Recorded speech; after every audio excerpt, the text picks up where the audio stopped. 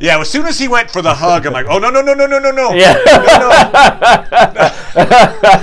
No.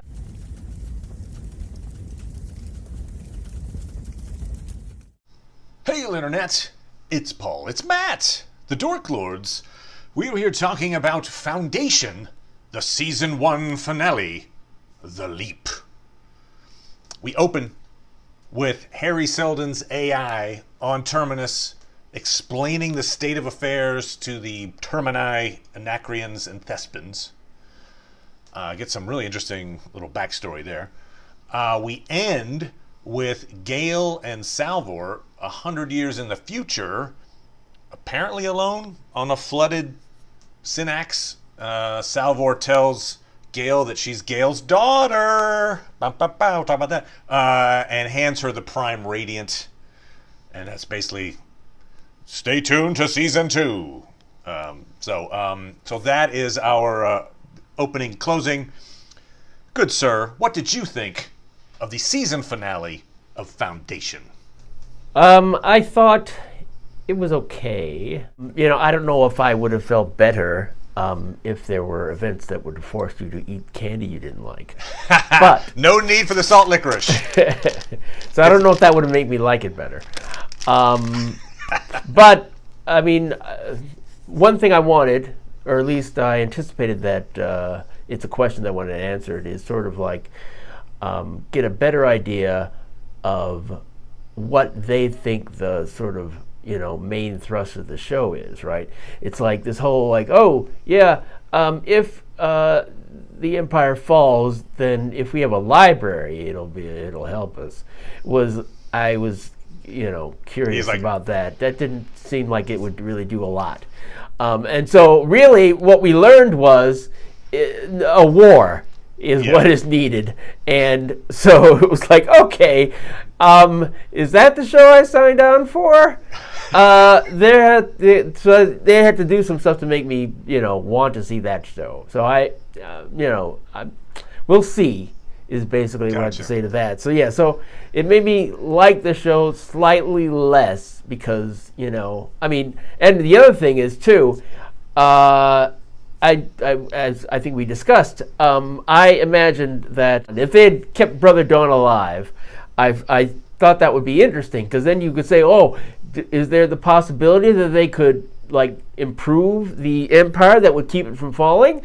And even though I could, it's sort of like the point of the show is sort of like, no, they can't. Right. Okay, They're fine. Like, the die has been cast. There's no saving the Empire. Right. It's like, oh, we saved the Empire. Boy, was Harry Seldon an idiot. But at least if there was a chance, I would find it more dramatically interesting. Right. So if they find something to make it, perhaps like, oh, maybe they can do something next season, then okay. But otherwise, it's just like, I don't think that's where it's going. Yeah. No, I don't. So, so we'll see what happens there, but it makes that less interesting to me, And we discussed the possibility that something was going on with Demerzel, that she was more involved with this, and she still might be, but now it's even harder to see how that could be. So it made her less interesting to me. So right, if she was behind the attempt to basically get rid of the genetic dynasty, her killing Brother Dawn doesn't really play into that, and then going crazy essentially at the end of toward the end of the episode. It feels more like she wasn't involved. Yeah. So unless I would say the only little grain of possibility there is that. Hope springs eternal. She's a robot. Maybe somebody programmed her in some way, right? Like, so in other words, she's doing something without right. Yeah, I guess. Right. Yeah. Okay. Oh, so that's that's the thought. Yeah. So I've unfortunately got more, but basically it comes down to I got you. Okay. I enjoyed it. I had a few issues with some of the plotting as well, but I thought it was a reasonable conclusion to the Brother Dawn, storyline. Oh yeah, I thought it was reasonable. It's just sort of like, it's going in a direction that I hoped it wasn't going to go. In fact, we almost got it right last week. We were theorizing that perhaps, just because I was thinking, well, the Empire, it seems like this show wants it to decline. Yes. So they're not going to save the day. Yeah. So maybe they have their cake and eat it too. Brother Day does learn from his experience with the spiral and thus grants clemency essentially to Dawn. But I thought maybe Brother Dusk was the one who bumped off Dawn. Instead, Demerzel, neck snap. Neck snap. You don't recover from the neck snap. Yep. So I didn't see that little part of it coming. Although it seems like Dusk is like, good on you, Demerzel. Nice job. Well, he did seem to, and Dusk did seem to be escalating to that point. I'd rather see you dead than right. I think he even punches Brother Day.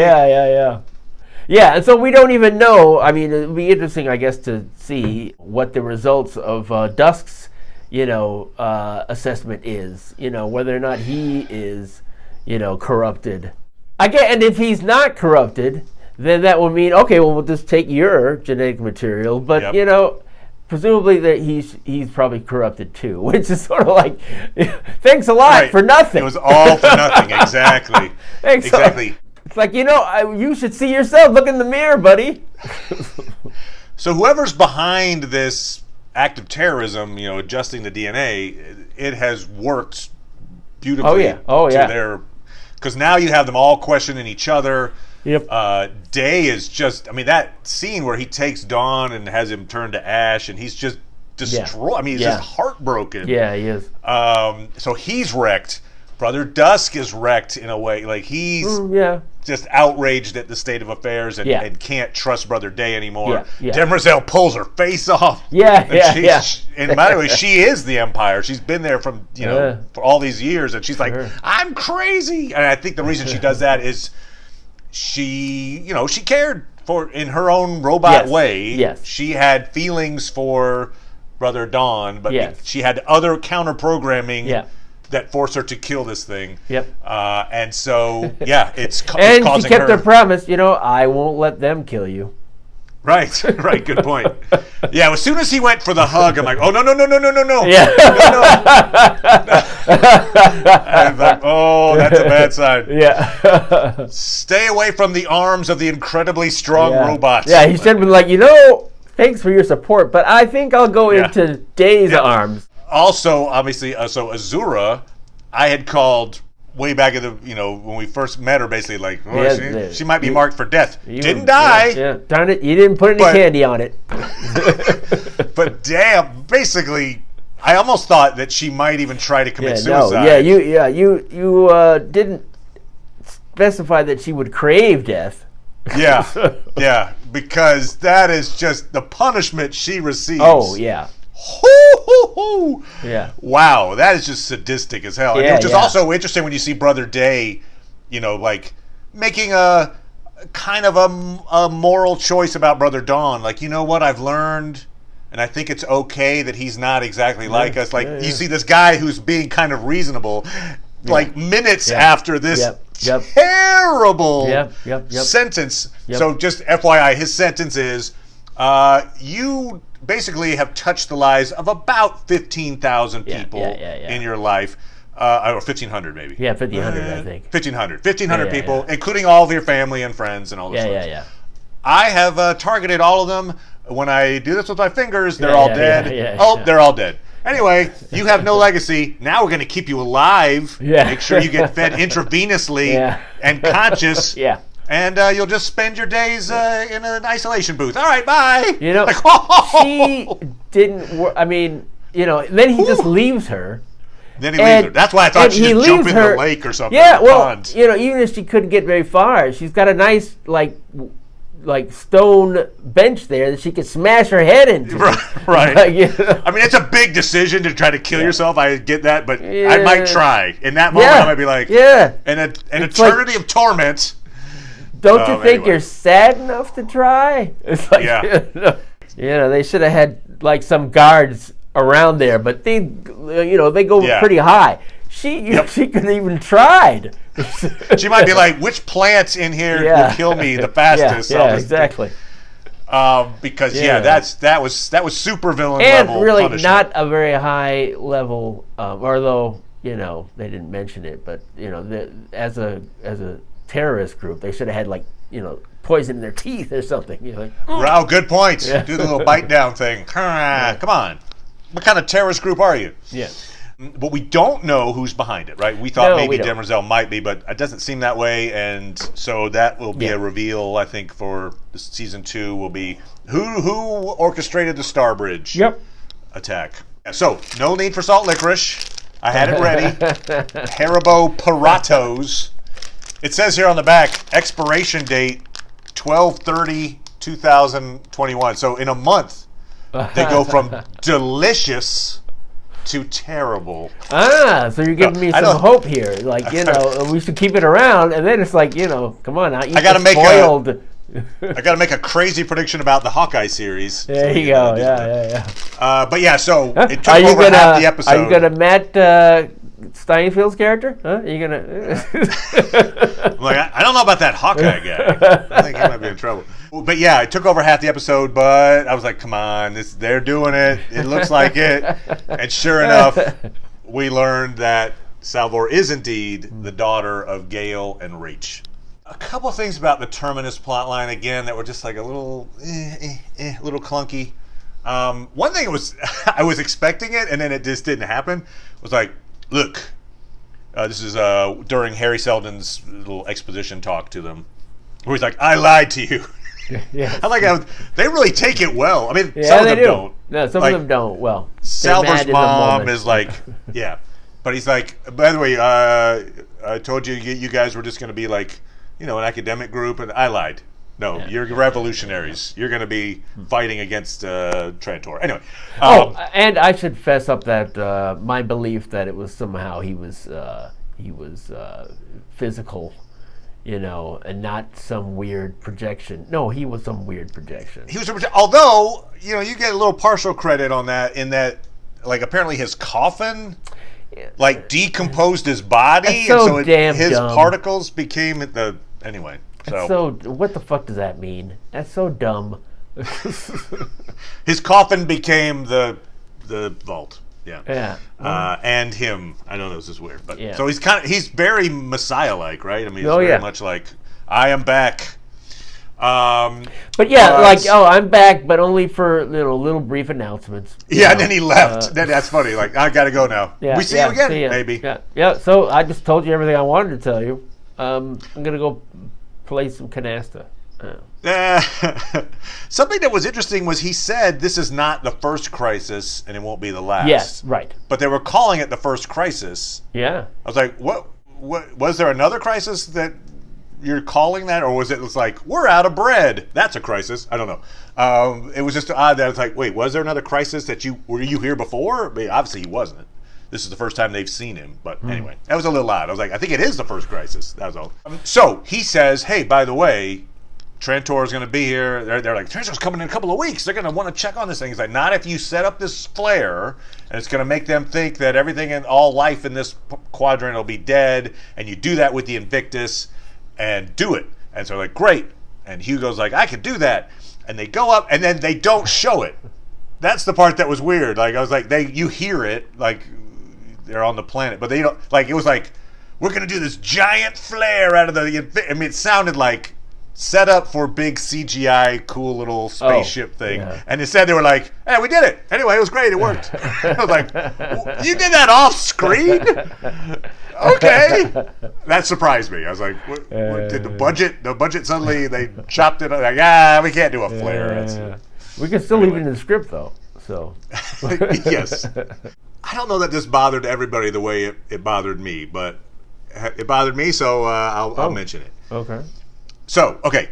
Everything is working okay. Like the Thespins and the Nacrians are agreeing to kind of work together with the Termini, and looks like Salvor is going to be elected the new mayor, and she's, kind of whatever. Hugo is leading the Invictus, and everything seems like it's a good time at Terminus, basically, at this point. Yeah. And then she, gets a dream. She, being Salvor, gets this dream, and she's like, I gotta go. And I'm not even going to tell anybody. I'm just going to sneak away in the night. And so Hugo catches her, Yep. suspects, and so he's like, hey, you were trying to get away without telling me anything. And that interaction between the two of them in that moment felt so false to me.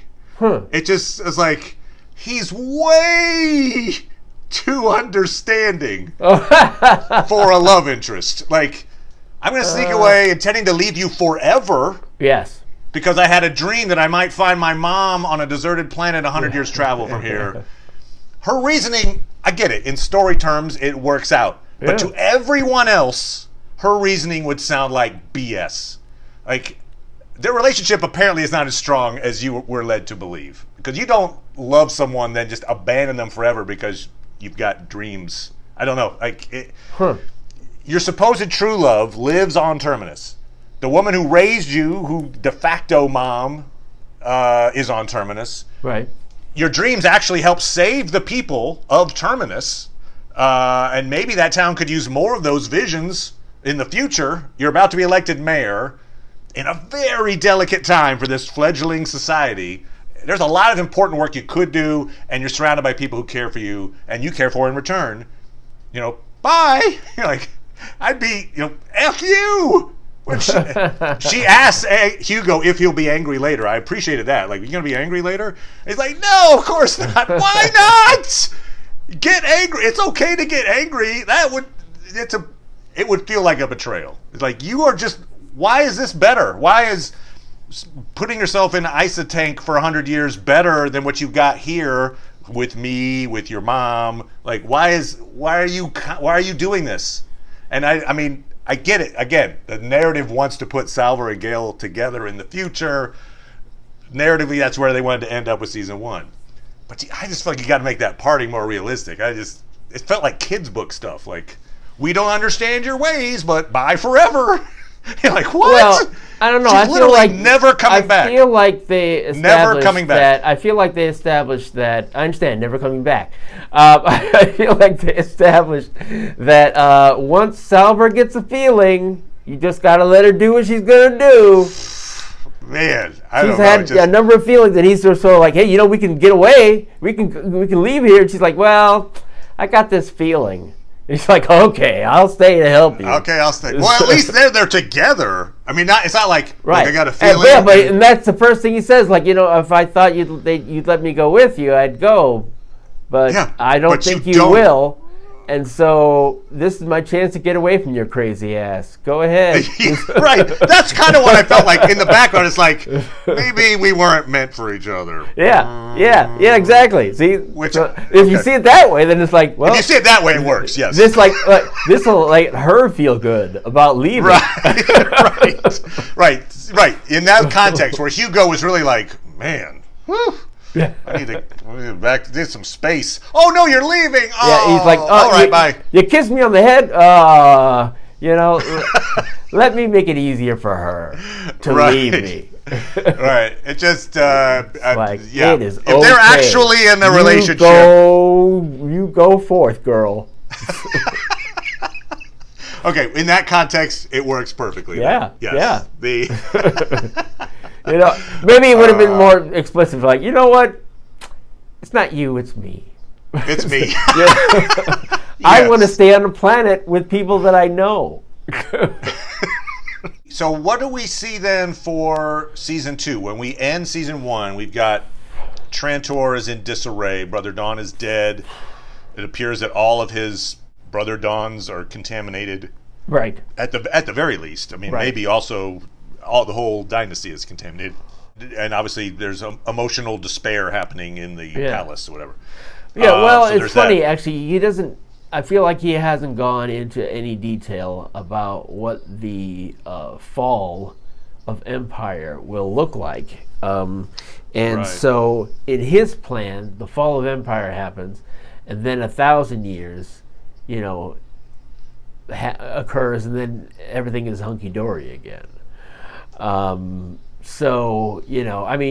we found out that part of his plan is to hasten or be an active force against the Empire. Chaos or whatever.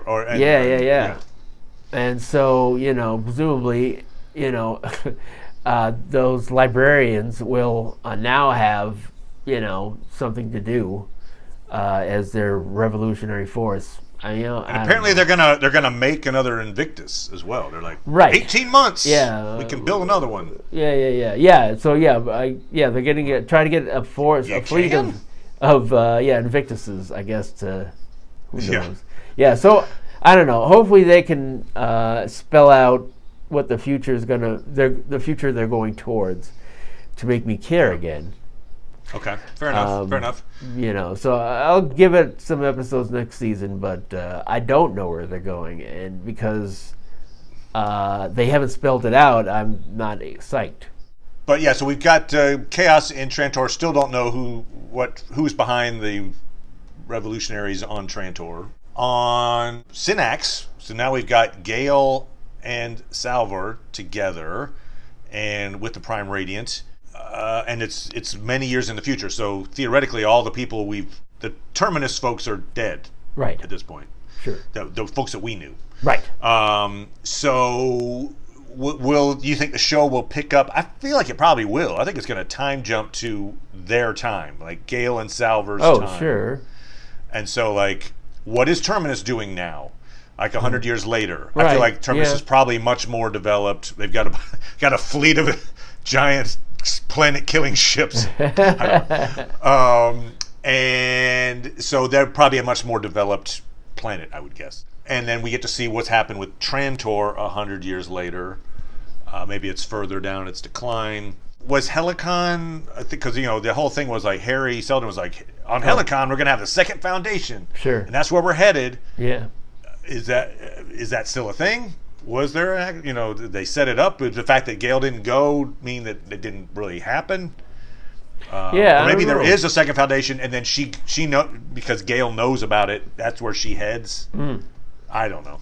If you've got some ideas for where you think season 2, let us know. The second foundation, or the state of Terminus, whether they're even going to time jump or not. I feel like they probably will. The book did a lot of time jumping. It kind of would fit the theme of the book too. He was going to that planet, right? Harry Seldon's AI. Yeah. AI was going there, and she's like, "Oh no, I have to go back to this planet and meet my daughter." So I think apparently they have a psychic link, and like that was that's the way fine. they decided to meet. But if then she's like, "Now I'll go to that planet," I think I'll be done. I think that was convenient. Done. Yeah, I was like, I'll take a 200-year detour. Yeah, math and science and logic work just fine. But at the end of the day, if somebody has a dream, be the person with the dream. Bye. Oh, so we'll see. Demerzel has become this really fascinating character. Yeah. Those characters are interesting, but Pace did a great job this year. Seems like the way you're watching now, and if I continue to watch, I'll be watching. If I do, to see them lose. Right. Oh yeah, they're losing. So you're like, yes, good. The story that I liked is now ending. That's right. Good point. Wait, no. Rewind. It's like, better good, for the galaxy. Good. They're finally dying. Yay! Oh no! It'd be interesting to see, where this picks up. I think the season was a bit of a mixed bag, but its highs were very high. I mean, it was some of the best science fiction that I've seen. Recently was that Trantor storyline. Too, I was really impressed with the creativity behind it, and the subtleties and the variations in these supposedly identical. Sure. 3 rulers. Anyway, that was. It's interesting to think about the fact that that's a part they added. Yeah, exactly. That is not from the book at all. Right. Yeah. And so, kudos to the writers for that. But then, is that the same writers that were writing the Terminus storyline? Anyway, maybe they had 2 teams. They're like, "Hey, Team A, you tackled Trantor." Some people can understand some stories and not others. Maybe it's just like I really understand this story about somebody cloning himself, but I don't understand this story about, I don't know how I'm going to write this. Yeah. This story about people on a planet. trying to survive with a terrorist. Yeah, in a library. I mean, another, not to pile on, but another scene that was kind of a little hollow to me was at the funeral for the Anacreon leader, where there doesn't seem to be any mention that the reason the Anacreon leader is dead is because Salvor shot her through the neck. Yeah. It's oh, it's a shame she died, and we're going to bury her, and if you help me plant a tree, here's the bow that you used to kill her with. You're like, really? I mean, like, there's no resentment at all. Anyway, it's just a little weird that they're like, you know what? Bygones be bygones. He did kind of say, like, well, I kind of wanted it. Yeah, right. Did you have a dream about it? In that case, it's fine. Yeah. That's okay. Then whatever you say goes.